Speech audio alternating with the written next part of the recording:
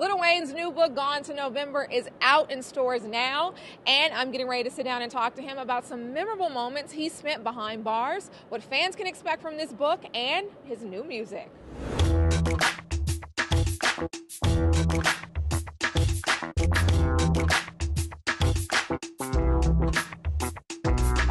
So congrats on the book. Let's just start with there. Let's start with that. Did you plan on releasing it, or were you just using it as therapy in the time, like to just get through the day? It wasn't my idea to release it. It was my homie idea, so I was just having something to look forward to when it's time to lock up. Yeah, because I was so used to, I am used to staying up so late because I work late in the studio every night. And back there, you gotta lock in at a certain time. I forget what time it was. I want to say like 11 or 10:40, something like that. And so I'm just up in the cell, you know what I mean? Everybody else was used to locking in, going straight to sleep. I didn't know how to do that, so I had to have something to look forward to every night, and that was to write whatever happened during the day. So are we getting all of your diary, or we kind of just getting, all of it. That's everything? Yeah. Wow. How many pages about? How many? I don't know. Just hundreds and hundreds. You just. No, but it's a lot. It's a lot. It's a lot. Mm-hmm. It's a lot. What do you hope people get from reading this now? You know, this is 6 years ago, a time in your life that is, you know, long gone now. But what are you hoping that they get out of this story? Honestly, if you are a fan, and I know for a fact I don't give out a lot of personal information about myself unless it's through music, and it's up to you to believe if the line was true or not. But yeah, so if you're gonna get anything, I guess you get a little inside of me, or you get a little inside personal whatever.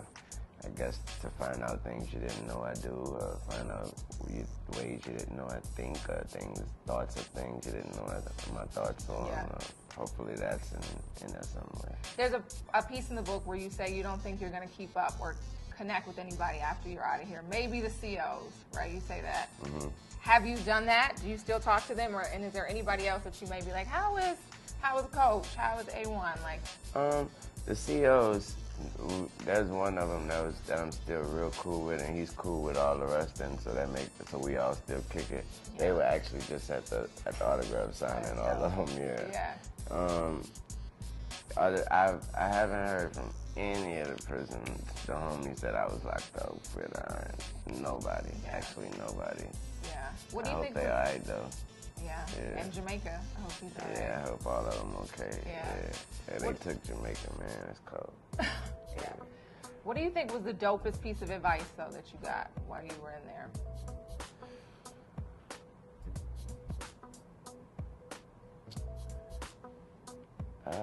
I would say the best advice that I got back there was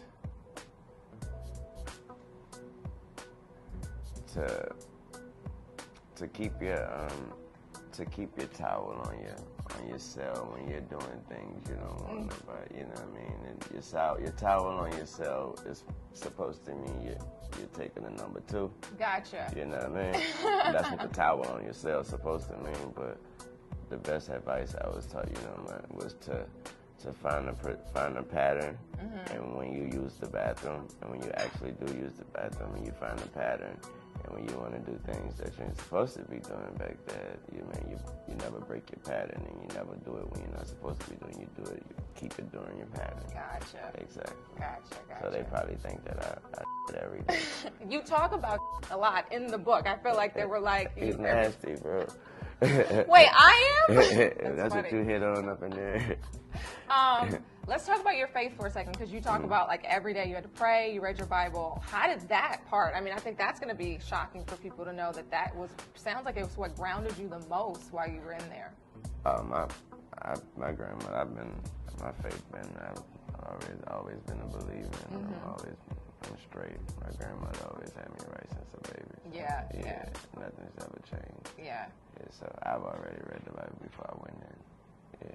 That's dope. Yeah. That's what's up. All right, let's talk about these visitors. Talk about who came to visit you, and maybe somebody that you were a little shocked that came to visit you. Like, you were like, damn, he came to see me. truthfully, it was everybody when I say that they came to see. Other than my mama, it was everybody because I know what you got to go through. You know what I mean? Just to come see me, they put a little extra sauce on it because you was coming to see me. You know what I mean? So sometimes you run into sometimes they ran into the guards on the wrong day. You know what I mean? So, sometimes they got a little extra saucy with them, and sometimes the person that came to see me would have a story to tell when they come in there about what they just went through. Yeah. And to know that they actually had to go through things like that just to come see me. You know what I mean? So, but as far as surprised, I wasn't surprised, but I was overjoyed when people like Tracy, people, just people of that sort, that gay, Diddy, people like that have way too much to be doing. You know what I mean? Way too much to be doing other than coming through some damn jail, getting checked and searched to come see Tune. Yeah, but they love you. Like, the fans love you.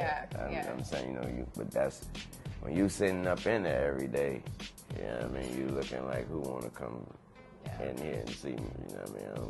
So that's, to go up there and get dressed, I mean, when I get dressed, but to go ahead and walk up there and see those people and see their faces and see how joyful they are just to see you. I mean, that was surprising in itself. Now, when Drake came, he gave you bad news. Tell me how that went. Like, he was like, man, I'm sorry. Like, did he break it to you lightly, or he just, like, went straight in with it? Man, where's the camera? And please, anybody that know me real well, when you see this and whatever, please tweet and vouch for me. I have a very, very, very terrible memory, and I swear to God, I don't know what y'all talking about. I just did like 3-4 interviews, and I just kept it moving like, yeah, Drake, yeah. So for clarification, that it may not have happened. Whatever it was, it happened. I just got a badass memory. So you don't know who the girl was? What are we talking about? That first of all. So apparently, in the book, there's a part in the book where you say that he came in and told you that he had smashed one of your girls. Oh, when he wrapped up? Oh, I wasn't worried about that. I mean, I was just, that's just how life goes when you locked up. Yeah, I know. But she's done. You moved on. Life is good. Life is good. Will you rap about that? Do you think it'll end up on a song? Maybe you two might, No. No. She still be texting me and stuff, They stop texting me too, for real. Cause it still hurt. Does it really? No. But now I remember though. Yeah, he rapped. I don't know who he rapped. When you in jail though, even yo side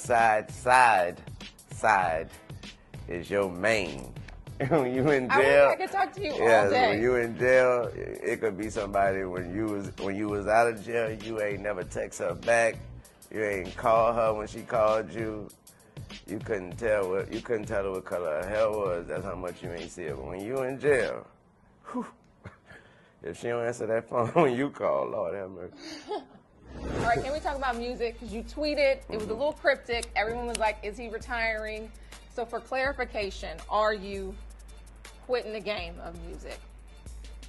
No, I was retired from using certain beats. There was these beats we had been using. I retired from them bitches. Them bitches stink. Gotcha. All right, well. Don't worry about hearing me on them beats no more. That's all it was. Do you feel like there is a light at the end of this tunnel? Y'all keep saying that. Is that how somebody else referred to it? Damn. No, it's all good. And like I said, even if I don't see a light at the end of the tunnel, if you are a fan of mine, go and get behind me and know that if there's a wall at the end of the tunnel, I'm going to bust that bitch down, and guess what? There's a lot of light on the other side. Now, what are you thinking in terms of music? Like, what can you tell us? Like, more mixtape stuff, or do you think you'll do some more stuff with Tidal? Like, how do you think you'll roll out this music? However I can get it out there, it's going to get out there. But I know for a fact I'm going to always do the mixtape thing because I got too much music sitting around. And I be looking, what are you recording it for? So you got to put it out. And I got a real good relationship with the mixtape world. I mean, mixtape is a part of Lil Wayne. I mean, that's a part of my history. There's a lot of people that put mixtapes out, but everybody know the world stopped when I put one out. So my mixtapes are different. So for me not to put out mixtapes anymore, that'll be sad for people. So yeah. Well, then lastly, because they're wrapping me up, how are you and Baby? I mean, are you guys cool outside of all of the business stuff? Like, are you guys still cordial? And you think, like, you know, you guys will have a friendship again? I'm 34, baby. I'm too old for friends.